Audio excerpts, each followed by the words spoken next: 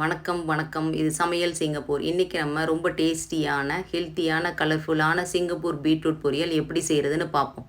2 medium size நடுத்தரமான beetroot எடுத்து வச்சுருக்கேன். அந்த பீட்ரூட்டை இந்த வீடியோவில் எப்படி காமிக்கிறனோ அதே மாதிரி வெட்டிட்டு தோல் சீவி வச்சுக்கணும்.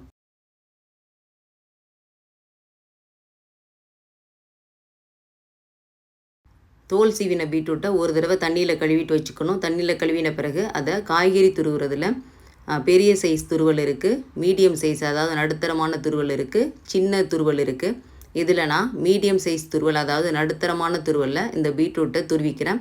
பீட்ரூட்டை இந்த மாதிரி காய்கறி துருவலில் துருவிட்டு சமைச்சோம்னா பீட்ரூட் சீக்கிரமாக வேகும். உங்களுக்கு காய்கறி துருவுறது பிடிக்கலன்னு சொன்னால் பீட்ரூட்டை சின்ன சின்ன துண்டாக நறுக்கிட்டு பீட்ரூட்டை வேக வச்சுக்கலாம். ஆனால் அது கொஞ்சம் வேகிறதுக்கு நேரமாகும்.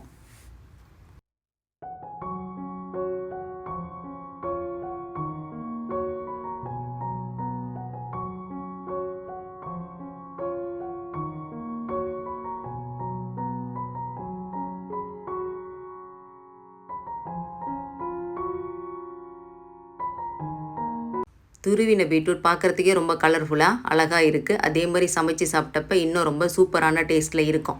ஒரு எண்ணெய் சட்டி அடுப்பில் வச்சுட்டு எண்ணெய் சட்டி சூடானோன்னா 1 டேபிள் ஸ்பூன் அளவு கடலை எண்ணெய் ஊற்றிக்கணும். எண்ணெய் சூடானோன்னா 1/4 டீஸ்பூன் அளவு கடுகு போட்டுக்கணும். கடுகு நல்லா பொரிஞ்ச பிறகு நறுக்கி வச்சுருக்க ஒரு பெரிய வெங்காயத்தை போட்டுட்டு 1/4 டீஸ்பூன் அளவு உப்பு போட்டு வதக்கிக்கணும். அப்போ தான் வெங்காயம் சீக்கிரமாக வதங்கும். வெங்காயம் நல்லா வதங்கின பிறகு 2 கொத்து கறிவேப்பிலை போட்டுட்டு திரும்பவும் நல்லா வதக்கிக்கணும். காரமான தாய்லாந்து சிவப்பு மிளகாய் நடுவில் கீறி வச்சுருக்கேன், அதை போட்டுட்டு வதக்கிக்கணும். தாய்லாந்து சிவப்பு மிளகாய்க்கு பதில் 2 பச்சை மிளகாய் சின்ன சின்னதாக நறுக்கி போட்டுக்கலாம். இல்லைன்னா 2 காஞ்ச மிளகாய் சின்ன சின்னதாக உடச்சிட்டு போட்டுக்கலாம். ஏன்னா பீட்ரூட் இனிக்கிற டேஸ்ட் இருக்கிறதுனால நான் காரமான சிவப்பு மிளகாய் போட்டிருக்கேன். மிளகாவை நல்லா வதக்கின பிறகு அதில் துருவி வச்சுருக்க பீட்ரூட்டை போட்டுட்டு நல்லா வதக்கிக்கணும்.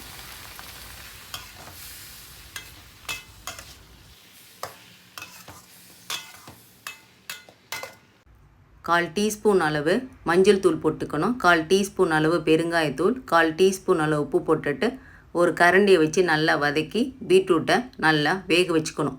பீட்ரூட் வேக வைக்கிற பாத்திரத்தை ஒரு மூடி போட்டு மூடி வச்சா பீட்ரூட் சீக்கிரமாக வேகும். பீட்ரூட் வேகிறதுக்கு கொஞ்சோண்டு உப்பே தேவையானது. அதனால் உப்பை போடும்போது பார்த்து கொஞ்சமாக போட்டுக்கணும். பீட்ரூட் வேக வைக்கும்போது அடுப்போட தீ கொஞ்சமாக வச்சுக்கணும். பீட்ரூட் இயற்கையிலே தண்ணி விடுற காய்கறினால் அதுலேருந்து சாதாரணமாகவே தண்ணி வரும். அதனால் நம்ம பீட்ரூட்டுக்கு தனியாக தண்ணி ஊற்றி வேக வைக்க தேவையில்லை. இந்த தண்ணியே போதுமானது. இதிலே இந்த பீட்ரூட் வெந்துடும். அப்படியும் பீட்ரூட் வேகலைன்னு சொன்னால் நீங்கள் ஒரு கையளவு தண்ணி தெளிச்சுக்கிட்டு பீட்ரூட்டை நல்லா வேக வச்சுக்கணும். பீட்ரூட்டில் உள்ள தண்ணியெல்லாம் குறைஞ்சப்ப பீட்ரூட்டில் ஏற்கனவே துருவி வச்சுருக்க 2 டேபிள் ஸ்பூன் அளவு தேங்காய் பூ போட்டுக்கணும். தேங்காய் பூ போட்டுட்டு ஒரு கரண்டியை வச்சு நல்லா கலந்துக்கிட்டு பீட்ரூட்டை வேக வச்சுக்கணும். தேங்காய் பூ போட்ட பிறகு பீட்ரூட் பொரியல் அடுப்பில் ஒரு 5 நிமிஷம் இருந்தால் போதும். அதே மாதிரி அடுப்போட தீயை குறைச்சிட்டு சிம்மில் வச்சுக்கணும். அதுக்கப்புறம் நம்ம 5 நிமிஷம் கழித்து பீட்ரூட் பொரியலை நம்ம ஆஃப் பண்ணி வச்சிடலாம். இப்போ நம்மளோட பீட்ரூட் பொரியல் தயாராகிட்டு. இந்த பீட்ரூட் பொரியலை எல்லா விதமான காரமான குழம்போடையும் தொட்டுக்கையாக வச்சு சாப்பிட்றதுக்கு ரொம்ப நல்லா இருக்கும். பீட்ரூட்டு ஹை பிளட் ப்ரெஷரை குறைக்கும், அதாவது உயர் ரத்த அழுத்தத்தை குறைக்கும். அதே மாதிரி இதில் நார்ச்சத்து அதிகமாக இருக்குது, ஃபைபர் அதிகமாக இருக்குது. இது ரத்தத்துக்கு ரொம்ப நல்லது, ரத்த விருத்திக்கு ரொம்ப நல்லது. அதனால் இந்த பீட்ரூட்டை எல்லாரும் அடிக்கடி நம்ம சாப்பாட்டில் சேர்த்து சாப்பிட்றது ரொம்ப நல்லது. இதே மாதிரி பீட்ரூட் பொரியலை நீங்களும் உங்கள் வீட்டில் சமைச்சு சாப்பிட்டு பார்த்துட்டு உங்களுக்கு எப்படி வந்துச்சுன்னு கமெண்ட் பண்ணுங்கள். சமையல் சிங்கப்பூர் ரெசிபீஸ் உங்களுக்கு பிடிச்சிருந்தா சமையல் சிங்கப்பூர் சேனலை லைக் பண்ணுங்கள், ஷேர் பண்ணுங்கள், சப்ஸ்கிரைப் பண்ணுங்கள். இதே மாதிரி வேறு ஒரு சமையல் வீடியோவில் உங்கள் எல்லாரையும் மீண்டும் சந்திக்கிறேன். அதுவரை உங்களிடமிருந்து வணக்கம் கூறி விடைபெறுவது உங்கள் சமையல் சிங்கப்பூர்.